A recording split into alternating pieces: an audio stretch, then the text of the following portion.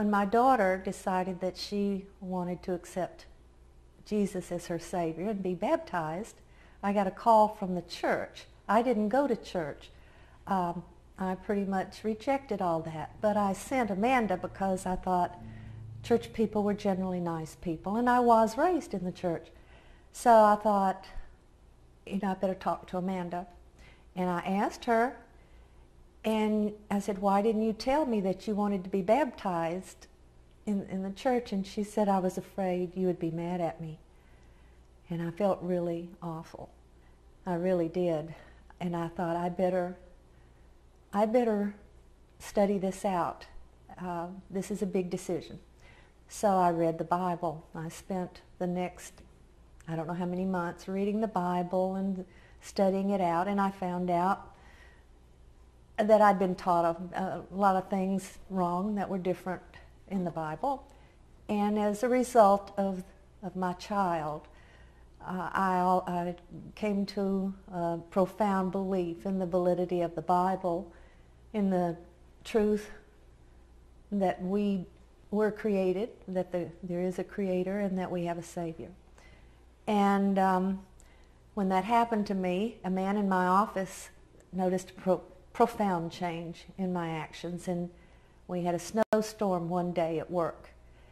And to make a long story short, I had to get a ride home with him. And he was an elderly man, and we're sitting in the car, stalled in the snow, and he said to me, he said, Mary Nell, can I ask you a question? And I said, sure, you can. And he said, do you really believe the Bible is all true? And I said, I do. I believe I do. I've been reading history and archaeology and things because I'm stubborn like a lot of young people. Of course, I was in my late 30s at that time. And anyhow, he said, I've been going to church all my life. I'm an elder or a deacon, I forget what he said. I'm there every Sunday night and every Wednesday night. And I said, Buford, I'd be glad to share with you some of the reasons why. And I began to bring some of my books that told about archaeology to work. And one day, we would come in early before office hours. And one day he said, oh, did I tell you? And I said, what? He said, I know the man that found Noah's Ark. Well, I said, sure you did, because I thought I had all the books. I would go down to the Christian bookstore and buy everything. I'd never heard of this man. I'd never heard that Noah's Ark had been found. And I said, I can't find anything. Can you call him? He said, yeah, he lives, right here in Nashville. So he called him and asked him, do you have any books? Do you have any videos? This was in '87. And so he said, no, I don't. Well, a few months later, a man walked into our office, and he looked ageless, very long white beard and white hair. And we kind of laughed when he came in, because I worked for a stockbroker, and we didn't have people like that, wrinkled clothes, And he asked to speak to the man that had told me he knew the man that found Noah's Ark. And so pretty soon, my friend in the office brings this man up to a bunch of us and says, this is Ron Wyatt. He's the man that found Noah's Ark. And he knew that there were some people interested, so he came by here to talk to you. He talked to us. There was a handful of us girls, and maybe a couple of men, I don't remember, that were interested in. It was the first time in my life I'd heard anyone speak about Jesus Christ as a real human being. I had never heard anything like it. He told us about Noah's Ark, about chariot wheels in the Red Sea. He knew where Mount Sinai was. He had been there. All the things he told, but the thing that impressed me the most was when he talked about the Ark of the Covenant. And that first day, it was April 15th, 1988. I'm 99% sure it was that day, but it was in mid-April. And at that point, I didn't really know what the Ark of the Covenant was, but I knew what it was when he finished talking.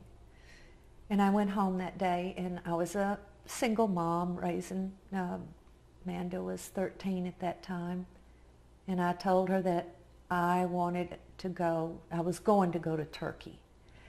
When I decided that I wanted to go see Noah's Ark, I began calling travel agencies and saying I wanted to go see Noah's Ark, and they laughed at me. Ron told me that just a few months, 6-7 months prior to that, they had just dedicated the visitor center and made it a national park. But the travel agents laughed at me.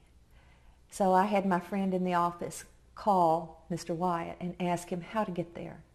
So he did one morning. He got him on the phone, and my friend was on the phone going, okay, and then he would tell me a name, I would write it down, and finally he said, would you mind talking to her? And handed me the phone, and I put the phone up to my ear, and I said, hello, and I was so nervous. I was so nervous to talk to him, and he said, oh, you're a girl. And I said, yes, and he said, when Mr. Greenwalt said that there was someone in his office that wanted to go to see Noah's Ark, I assumed it was a man. He says, you can't go out there. He says, it's very dangerous. It's not, you can't go. My heart just sank, because my thought was I wanted to go out there, I wanted to film this and come back, and I could show evidence to friends and family members who may not really believe that the Bible was true and could be trusted. So what Ron said then was, there was a silence, and then he said, can you take instructions?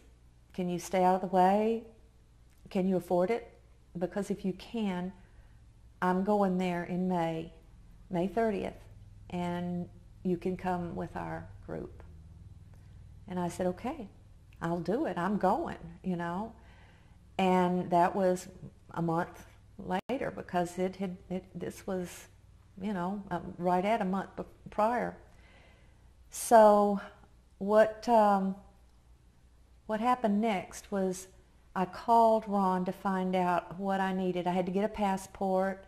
I needed to find out what kind of clothes. And he said, you know what? He said, one of the men who was going to help me with the subsurface interface radar out at Noah's Ark had to cancel and can't go. He said, and I have to have someone help. He says, are you sure you can go? And I said, yes. He said, would you go with me down to Georgia? I'm going to do a job for someone using the subsurface interface radar, and I can instruct you how you can help me. And I said, okay. And so we rode down there, and that was the first time I had been with him, you know, other than at the office listening to him. And he was unlike anybody I had ever met. I didn't know what to think of him. I didn't know if he was married or unmarried. I didn't know if he was 80 years old or 40. You couldn't tell. And we went down there. He showed me how I could help him with the radar, and it had a little bit of a learning curve, but what I did was not really anything that, I mean, anybody could have done it. And on the way home, I remember he began telling me his life story, and it was very sad, and I began to cry. It was very touching, very, very sad, and it was very personal. And I asked him, I said, why are you telling me this? And he said, because if we're going to be married, you need to know.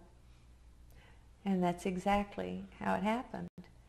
And I didn't say anything. I was stunned.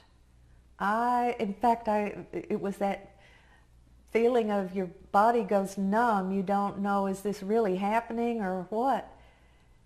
And he said, I'm sorry. He said, I guess I should have told you that I've been doing this archaeological work for, I think it was about 18 years, he says, and I need help. He says, I can't do it all by myself. And I haven't been married, you know, and I prayed and asked the Lord to send me someone to help me. And he said, when I saw you in the office, I knew it was you. Well, it turned out that in January, 3 months before I met him, I had been turned down for a job at helping young people at the church I was attending because they said that they needed a couple. And I had been divorced for 12 years.